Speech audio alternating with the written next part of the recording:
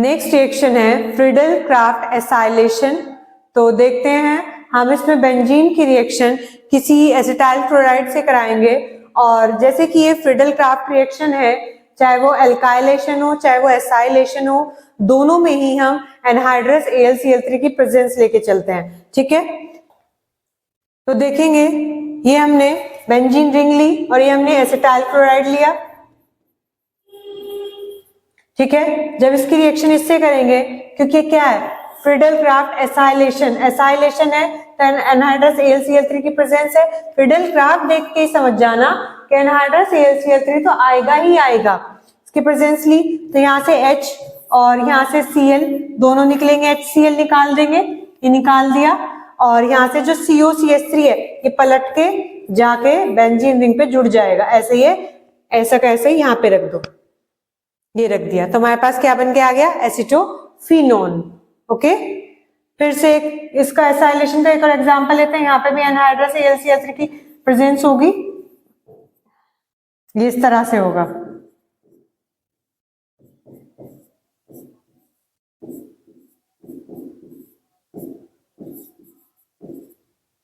ये हम एक एनहाइड्राइड लेके चलते हैं, इसकी जब बेंजीन रिंग से रिएक्शन कराएंगे तो क्या होगा, यहां से H होगा, यहाँ पे यहाँ का H इस इतने मॉलिक्यूल के साथ मिलके CH3COH बना देगा, एक एसिड निकाल देगा, ये निकाल दिया, और जो ये ग्रुप बचा है COCH3 ये जाके बेंजीन रिंग पे जुड़ जाएगा। प्रोडक्ट यही आया जो ऊपर आया था, एसिटोफिनोन बन जाएगा हमारे पास।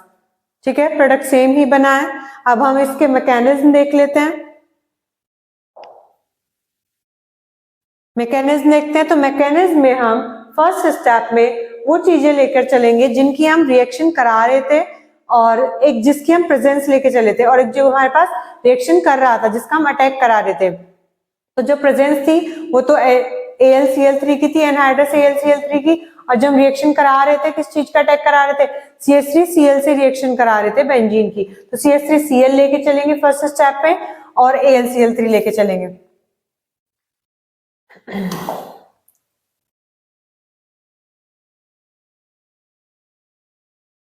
तो हम यह मैकेनिज्म देखेंगे फ्रीडल क्राफ्ट एसाइलेशन का। तो इसके मैकेनिज्म में फर्स्ट स्टेप में हम वो चीजें लेकर चलेंगे जिनकी हम एक तो प्रेजेंस ले रहे थे और जिसका अटैक हम बेंजीन रिंग पे करा रहे थे। तो हम प्रेजेंस तो ले रहे थे एनहाइड्रस AlCl3 की, और जिससे हम रिएक्शन करा रहे थे बेंजीन पे वो था CH3COCl। ठीक है, ये हमारे पास एसिटाइल क्लोराइड था, तो हम ये लेके चले। जब ये आपस में क्या होगा, ये Cl जो है यहाँ से निकलेगा Cl नेगेटिव, और ये Cl नेगेटिव जाके AlCl3 में जुड़ के AlCl4 नेगेटिव बना देगा। जो हमारे पास बचेगा ये इस तरह का बचेगा, ये जो पॉजिटिव चार्ज है वो कार्बन पर है। ठीक है, फिर अब हम इसी चीज को यहाँ पे लेके चलेंगे, ये अटैक करेगी जाके बेंजीन रिंग पे। इस पॉजिटिव चार्ज को देखकर जो यहाँ के पाई इलेक्ट्रॉन है, इसके जो इलेक्ट्रॉन इधर शिफ्ट हो गए, और इन इलेक्ट्रॉन को यहाँ देखकर ये पॉजिटिव चार्ज वाला कार्बन जो है वो यहाँ जाके जुड़ेगा बेंजीन रिंग से इस तरह से। तो वो जोड़ दिया हमने, और जैसे ही यहाँ से पाई इलेक्ट्रॉन गए, यहाँ पे क्या आ गई हमारे पास, इलेक्ट्रॉन की कमी। तो इस पर कार्बन पर हमने क्या लगाया, पॉजिटिव चार्ज। फिर इस पॉजिटिव चार्ज की जो इलेक्ट्रॉन की कमी आई है इस कार्बन पर, उनको पूर्ति करने के लिए पाई बॉन्ड इधर शिफ्ट करा। जैसे ये पाई बॉन्ड इधर शिफ्ट करा, वैसे ही इस वाले कार्बन पर इलेक्ट्रॉन की कमी आ गई, तो यहाँ पर पॉजिटिव, इस पर पॉजिटिव आते ही ये वाले पाई बॉन्ड कोशिश करेंगे हम इसकी कमी को पूरा कर दें, तो ये इधर शिफ्ट कर गया। इसके इधर शिफ्ट करते ही जो यहाँ वाला कार्बन होगा, इस वाले कार्बन पर इलेक्ट्रॉन की कमी आ गई। ठीक है, तो हमने ये ऑब्जर्व किया कि जो इलेक्ट्रोफिलिक वाला ग्रुप है COCH3, इसके बेंजीन रिंग में जुड़ने पर बेंजीन रिंग में ऑर्थो और पैरा पोजीशन पर पॉजिटिव चार्ज आ रहा है। इलेक्ट्रॉन की कमी होती है जब कोई इलेक्ट्रोफाइल जुड़ता है, ऑर्थो और पैरा पोजीशन पर इलेक्ट्रॉन की कमी आ जाती है बेंजीन रिंग में। ओके, अब क्या होगा, अब जो हमने ये AlCl4 निकाल रखा था यहाँ पे, अब उसको लेके चलेंगे, क्योंकि हमने जो AlCl3 की प्रेजेंस ली थी उसको हमने वापस भी तो निकालना है जो लेके चले थे। देखें, इस AlCl4 नेगेटिव को देखकर यहाँ से H पॉजिटिव निकलेगा और यहाँ से Cl नेगेटिव निकलेगा, तो H पॉजिटिव और Cl नेगेटिव मिलके यहाँ पे HCl निकाल देंगे, और यहाँ पे Cl नेगेटिव निकलने के बाद इसमें से बचेगा AlCl3, वो ये लिख दिया हमने, ठीक है।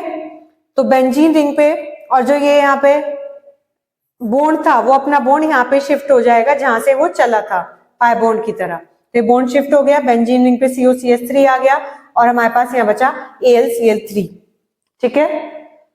सभी को समझ आ गया होगा।